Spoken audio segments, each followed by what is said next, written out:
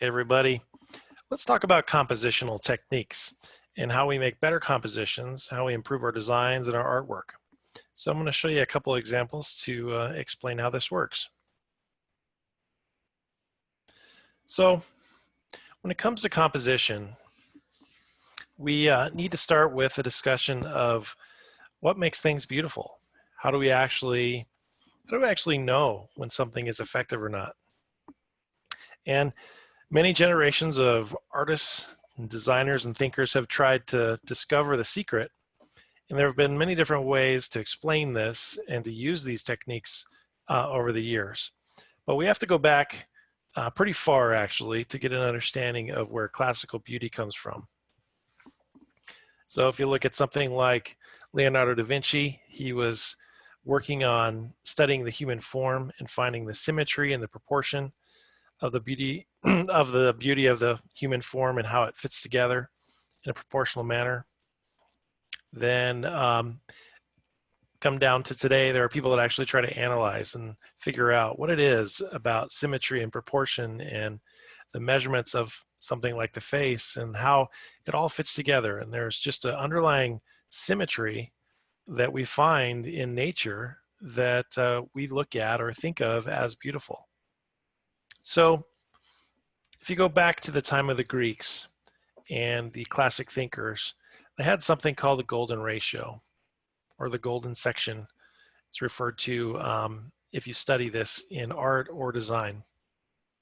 And basically, it's a mathematical formula that civilizations like the Greeks applied to everything, whether it was architecture, art, design, the human form, whatever they got their hands on, they used these proportional techniques to determine, the size of their buildings, the scale of their buildings, things like that. And you can see this red line, this red outline here represents that golden section, that golden ratio that was applied. And there are actual mathematical formulas that are used to explain this, to figure out how to derive the actual size and scale of objects. It's a very complex thing, and it's not something I pretend to understand exactly, but when you get into architecture or design on this scale, this starts to explain why certain things look correct. This is something that each of us, I think, can appreciate, but we don't necessarily understand why something looks proportionate or well designed. But if it follows some of these underlying geometric cues, then it works out. So this is just a flat 2D diagram of what that symbol could look like. Simplified, it looks more like this. There you have this cornucopia shape, which is kind of a traditional spiral that you'll find in templates for this. Also, there is a grid pattern here where you see the squares kind of subdivided and getting smaller within that circular pattern. And it kind of goes on forever.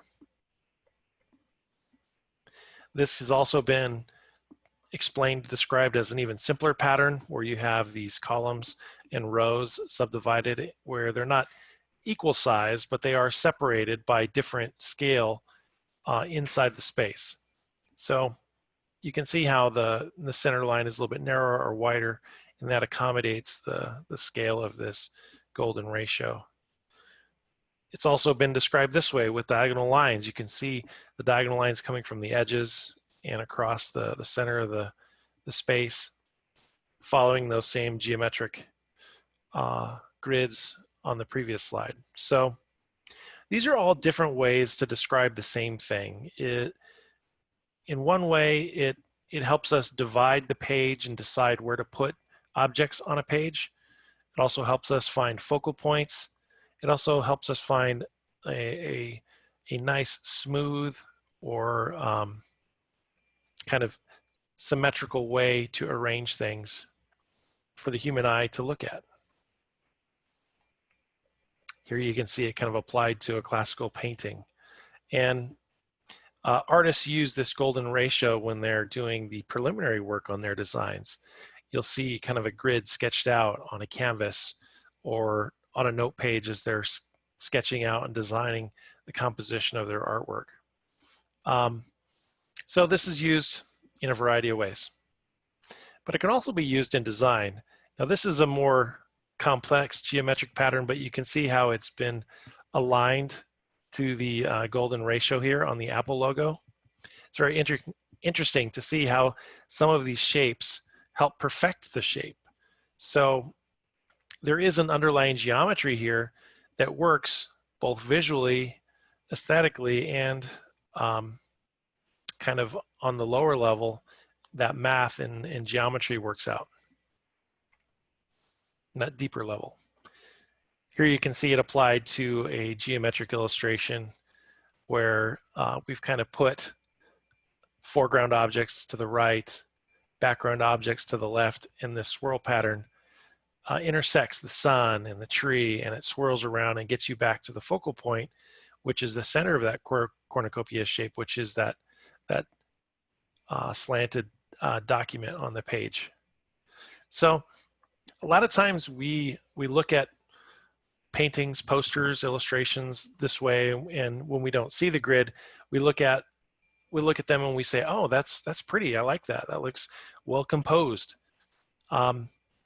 9 times out of 10, the artist or designer has either by accident or by intuition or by design used a grid or a design pattern like this to make their artwork work.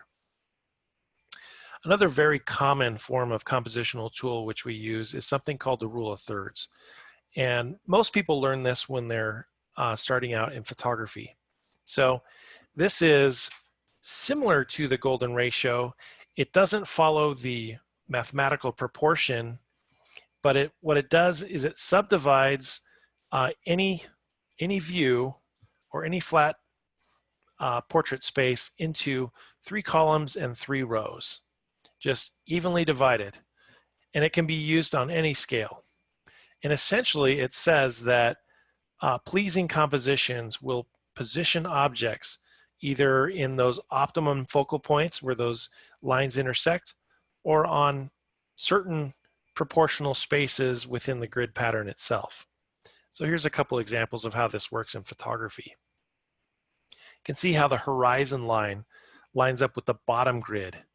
And then you have the tree kind of in the midground, foreground, right there on that right-hand vertical line in that optimum focal point area. But it kind of, peaks up into the middle grid. And the top 2/3 actually of the design are the sky.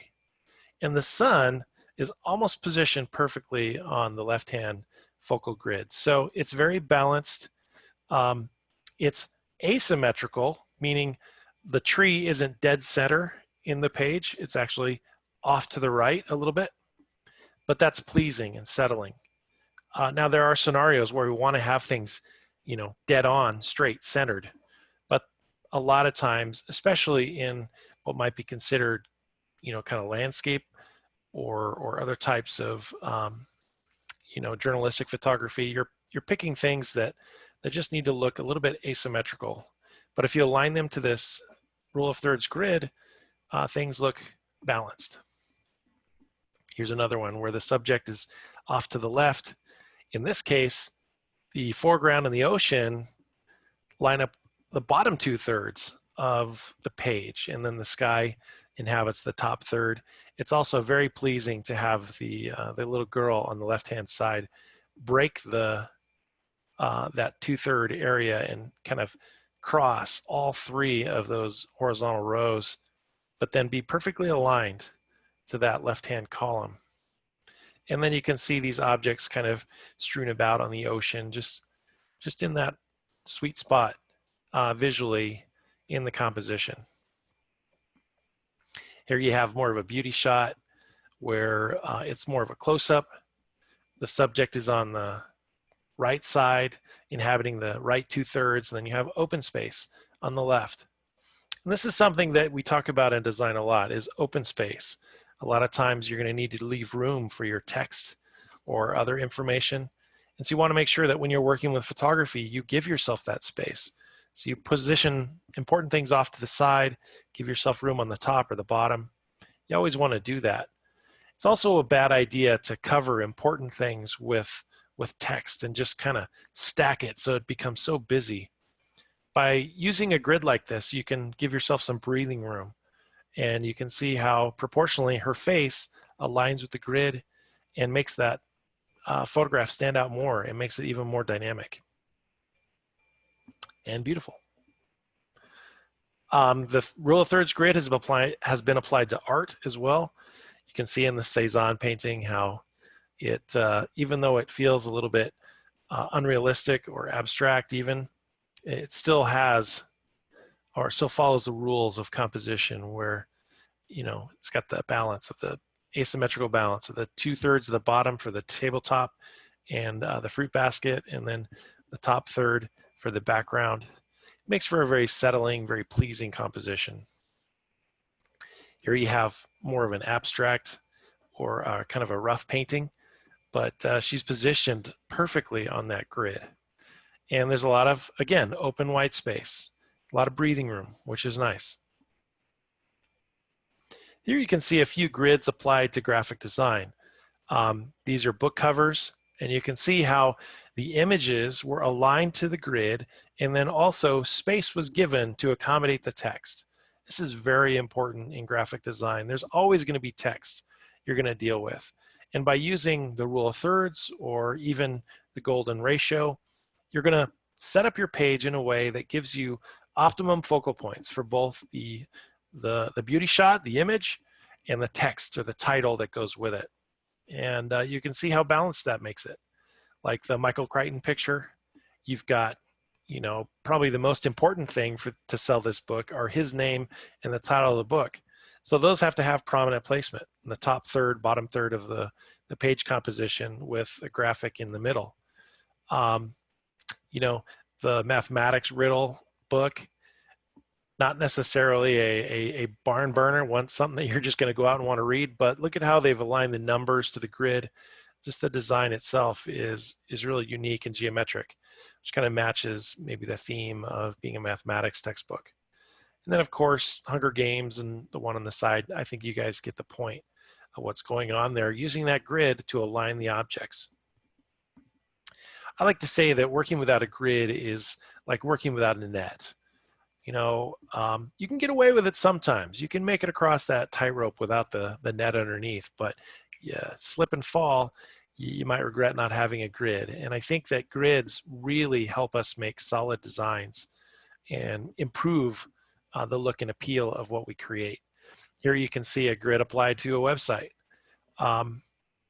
That center button, those highlighted areas surrounded by the picture, that's just a perfect target. You want to click that area and proceed to that part of the website. And so again, you may not realize that these are out there, that these compositional tools are in use, but they are. Anybody that's an effective, successful designer has been using grids of some kind or another. And it's kind of fun to know this and then start looking around you and trying to discover and figure out which particular design grid they used. Was it more traditional, classical painting, artistic type like the golden ratio? Or was it more of a photographer's choice like the rule of thirds? Or even was it more rational like the geometric grid that graphic designers like to apply to their work? So hopefully you can use that information to help improve your work and look for ways to make your designs more attractive. All right, so thanks for listening. Talk to you next time.